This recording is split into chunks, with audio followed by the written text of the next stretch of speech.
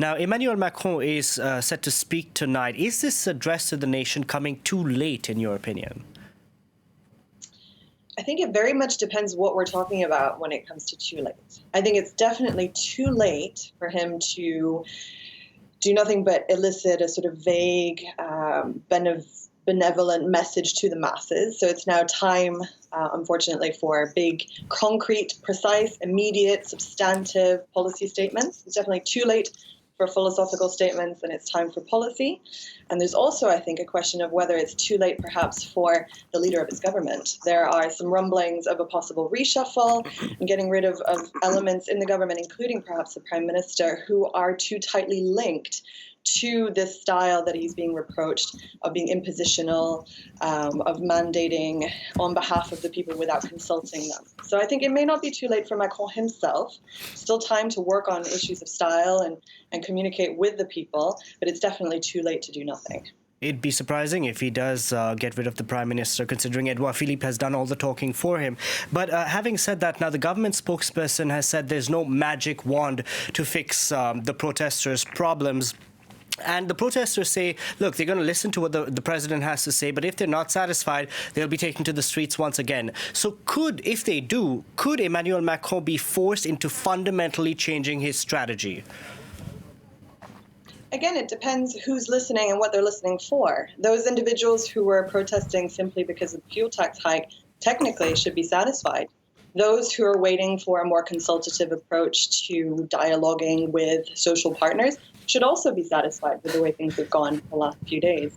However, that's not what the Gilets jaunes are. That's not what the Yellow Vests are. They're heterogeneous groups with very incommensurate demands, some of them very punctual, precise demands about policy change, taxation, increasing minimum payments for retirees and minimum wage.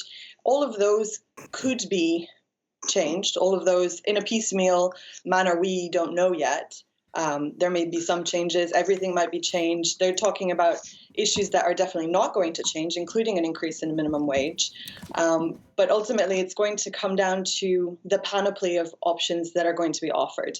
And we could go from 2 small changes to the entire social model being revisited. The latter seems more unlikely. Now, Emmanuel Macron was set to make changes to the French pension system. Is it safe to say that he's unlikely to do that now? I think it depends. This is essentially, it comes down to a conversation of how to not even live the good life, but just the livable life in France. How to have good services, public services, and how to pay for them. And right now there's a big discussion about who should be bearing the brunt of that. And individuals who are receiving small state pensions are definitely a core constituency being represented by the Yellow Vests, those with small pensions. And there are discussions about whether those earning underneath, say, 2,000 euros in terms of pensions should see a relaxation in terms of how much they contribute to social and public services. At the end of the day, they're not necessarily the ones who are being represented in the streets as vocally as other groups, commuters, those on minimum wage and so forth. So it very much depends who the president and his government are talking to, representatives of what groups, and who will be able to leverage their demands and their preferences in these coming conversations. Now, we have elections coming up next year, those European elections. Given that Emmanuel Macron now needs to make changes here at home, do you think he's going to change his policy with regards to Europe? So what's interesting is that we should be right in the middle of setting up the foundational messages about the European elections. 6-month mark was just a couple of weeks ago, and some of the policymakers have already started campaigning about it. And it's definitely a subject that was very prominent in the presidential election campaign, with Macron, of course, being strongly associated with a liberal European project, perhaps more integration, definitely more Europe rather than less Europe. Right now, his attention hasn't been on that. It can't be on that. And a lot of his collaborators also can't focus on that. So I think if you ask them what they would like to do, they would very much like to reassert a positive message on Europe, especially at a time when it's being questioned with issues like Brexit and other sort of Eurosceptic movements in Europe. But the fact is that their agenda is currently limited to dealing with this Yellow Vest issue. Now, Emmanuel Macron has made changes here in France in the year and a half that he's been in office. I mean, if we, for example, changes to the country's labor code, but the protesters out on the streets, they say, you know what, those changes, they don't affect us. Has the government not communicated what it's been doing? Communicated I think well, rather?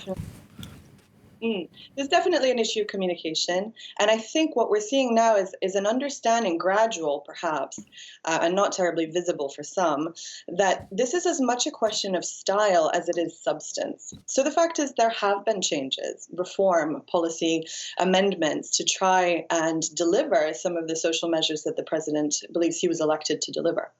But at the same time, the manner in which this was done, or the manner in which it was not communicated, is definitely one of the sticking points. So what I find interesting about the last week isn't that we've necessarily seen a great deal of departure from policy pledges. We did see a departure from the fuel duty increase. But what we're seeing is an effort to try and work differently. So this consultation instead of imposition of policy, this idea of perhaps speaking to social partners as intermediaries to the people. Tonight we have a presidential address from the president to the people, but in the meantime, any direct communication has been very limited. As you say, the president hasn't really issued any statements on this. And so he's trying, I think, to use those individuals who represent certain groups, trade unions, employers, employees, third sector representatives of civil society more generally, to speak to their constituencies on his behalf. And I'm not sure that that will necessarily be successful, but it certainly does represent a different form of communication. Okay, Emily,